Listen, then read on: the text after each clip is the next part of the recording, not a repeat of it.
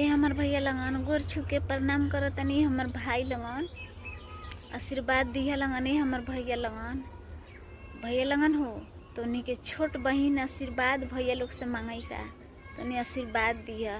तोनी अपन आशीर्वाद हमरा बना के रखिए। ये हमर भाई लगन जाएम शिवरात्रि के जल चढ़ावे तो भैया लगन हो तो हनियो ला आशीर्वाद मांग के ले आए जे हमरा भैया लोग के लंबा उम्र दिया। हे भोलेनाथ, हे पार्वती मैया, हमार भाई लोग खुश रहे, वो लोग के बच्चा बीबी खुशी से रहे, माता पिता खुश रहे।